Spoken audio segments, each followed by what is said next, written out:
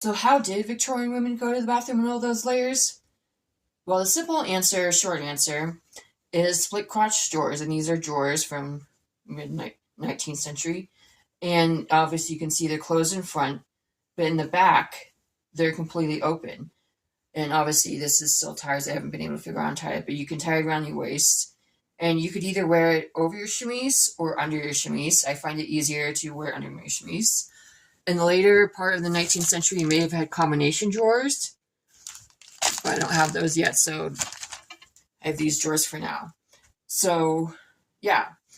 Public restrooms. There's public restrooms in ancient Rome, but there wasn't public restrooms until 1851 with the London Exposition.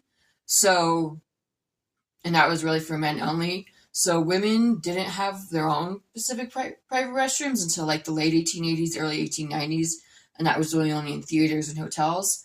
So oftentimes, pretty much any time, any day, the women would have to plan their outings around using the restroom because, yeah, there was no public restrooms.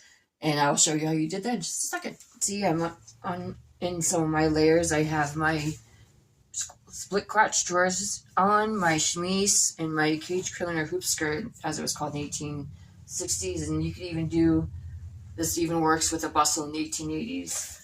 In the 1890s, they got rid of the cage curling or bustle, but I will talk about that in another video.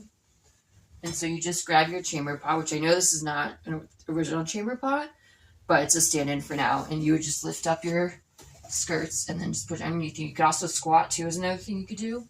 And then you just slip it underneath your bed. Fun fact, actually, that when a child was probably 4 or 5, that one of their first duties every morning was to empty everyone's chamber pots in the outhouse. So, yeah. Also, you may have had what was called a commode, which was pretty much like a wooden chair with a hole cut out in the bottom where the seat is. And then you had the chamber pot underneath, so you could use that. Or you could use the outhouse.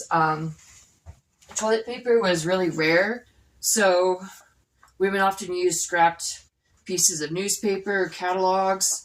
They did have sponges, so those were kind of options there. Also, if you are a historical reenactor, living historian, historical costumer, don't wear your modern underwear underneath your Victorian underwear. It's not going to work out good for you in terms of trying to use the restroom. So, yeah, that's pretty much that. And so be thankful that we have flushing toilets in public restrooms now, because it'd be really hard if we did.